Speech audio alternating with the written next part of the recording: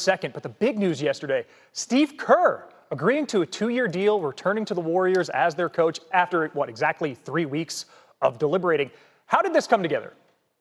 Bill, it's a 2-year contract for Steve Kerr to return as head coach of the Golden State Warriors. Sources tell me that it makes him and keeps him the highest paid coach in the NBA moving forward. And for this 13th season and beyond with the Warriors, but Steve Kerr did contemplate stepping away after a legendary 4-championship run over the course of 12 years so far in Golden State. But I'm told Kerr met with Joe Lacob, the Warriors owner, multiple times over the last 3 weeks, face to face. And the conclusion was Steve Kerr wanted to coach. Joe Lacob and the Warriors welcomed him, wanted him back on this team, and the sides moved forward and just figured out what does this team look like into the summer, playing style, obviously the contractual terms as well. But this now clears the way for Steve Kerr to coach for the final years of Stephen Curry's career in Golden State, and now also gives them a sense of direction. They are going to be out there in the marketplace looking for a star caliber player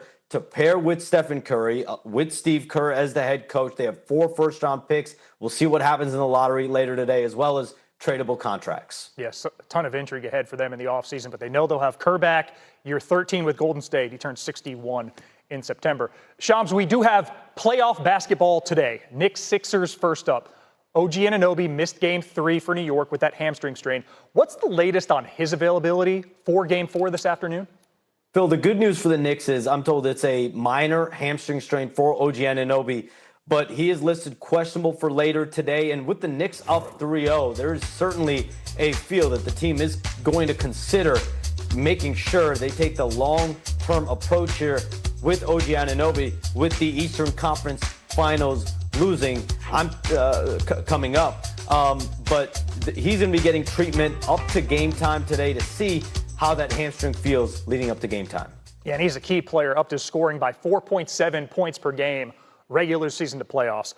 All right, Shams, reason you're posted up in Chicago for today, the draft lottery, 3 p.m. Eastern on ABC. What storylines do we need to know for today? So, Phil, I'm going to give you 3. The first one is the big trade that happened last draft, which is Atlanta acquiring the most favorable of the Pelicans and the Bucks picks.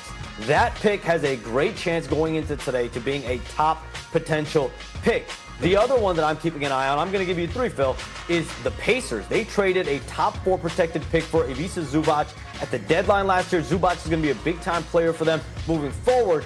But if that pick moves out of the top 4, it will go to the Clippers. There's a 50-50 chance for that. And then the Oklahoma City Thunder will have a shot at a potential top pick. They own the Clippers' first-round pick in this draft. So wherever the Clippers fall, the Thunder are getting that pick. A lot of intrigue. Again, the Clippers got off to a slow start this year, 6-21. There was a fear across the league that the Thunder would end up with a top number 1, number 2, number 3 pick. We'll see where they end up today. Yeah, the Thunder, a 1% and change chance to get that number 1 overall pick, and you roll your eyes, but Dallas was 1.8% last year they won it, and even the year before, the winner had a 3% chance. Shams Charania, thanks so much for joining us here on SportsCenter. To a 2-year contract to return as Warriors coach. Kerr will remain the highest paid coach in the league, per league sources, and next season will be his 13th on the Golden State bench. Kerr's bound for Springfield, inevitably one of the most decorated coaches in NBA playoff history. Not just 4 titles. His .684 postseason win percentage ranked second all-time, only behind 11-time champ Phil Jackson, who coached Kerr during the Bulls' second three-peat in the late 90s. History says it's a must-win tonight for the Lakers. Rui Hachimura and Luke Kennard. Where will the Lakers be without that duo? Turnovers starting to mount for the Los Angeles Lakers. Gilgeous-Alexander starting to catch fire here in the third.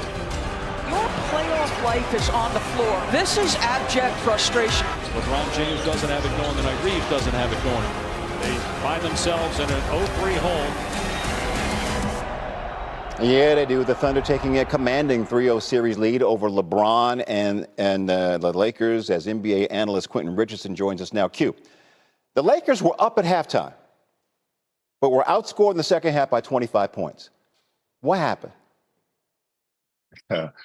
Oh, gee, the third quarter, the defense that the OKC Thunder deployed that third quarter, they won the third quarter 33-20, but it started with the defense. They forced 7 turnovers. A lot of them was live on-ball turnovers that turned into transition buckets and things like that. But also they began doubling up on Austin Reeves and LeBron and speeding those guys up and making things more difficult. But ultimately, the defense came on, and SGA got going in that third quarter. And once you got to the fourth quarter, Mr. A.J. Mitchell, if you didn't know him before now you know who he is. He took over that fourth quarter and led them home.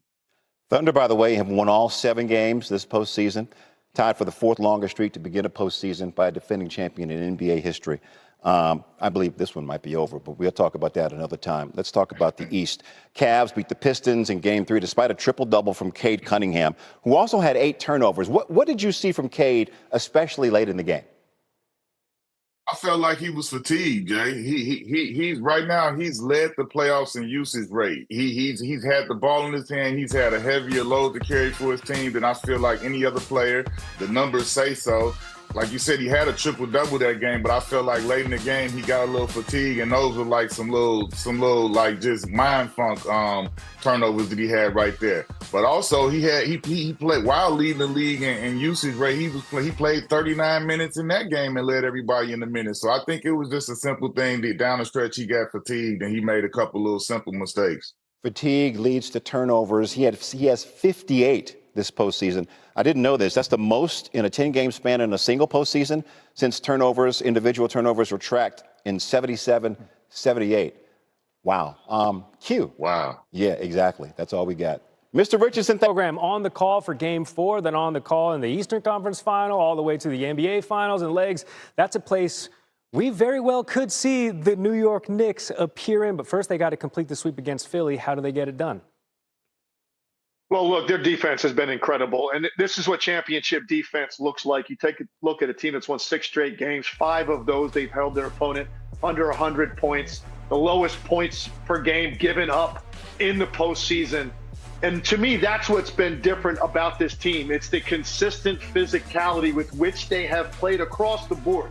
It's not just the bigs, it's everywhere, and it's really made life miserable for these elite scoring wings that they've seen in these 2 series. So for me, that's what has stood out more than anything. And if they want to finish the deal and complete the sweep against a Philly team, even without OG Anunoby, if he doesn't play today, that to me is where they're going to hang their hat, because shot making comes and goes in the postseason. We know that. Defense can be consistent, and it certainly has been for the Knicks. All right, if the Sixers are going to extend this series, the shot making needs to show up in a big way. What is the formula for the Sixers to win Game 4 and push this to a 5th game?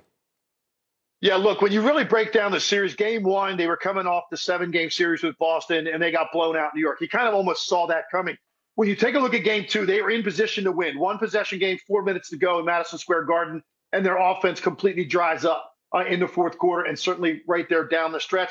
Same thing happened the other night in their first game in Philly in this series. They're in position mid-third quarter. They're right there. And then the offense completely abandons them. And I think for me, it's Tyrese Maxey. When you take a look at his field goal attempts per game in this series relative to what he did in the regular season, significantly down.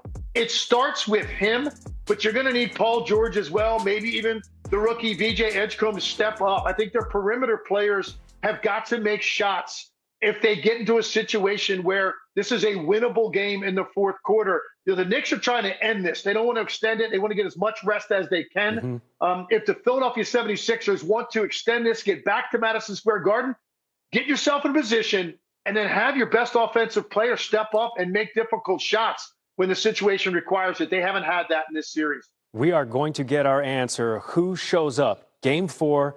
Afternoon delight, 3:30 p.m. Eastern Time. Tim Legler joining the program this morning on SE. Thanks, Legs.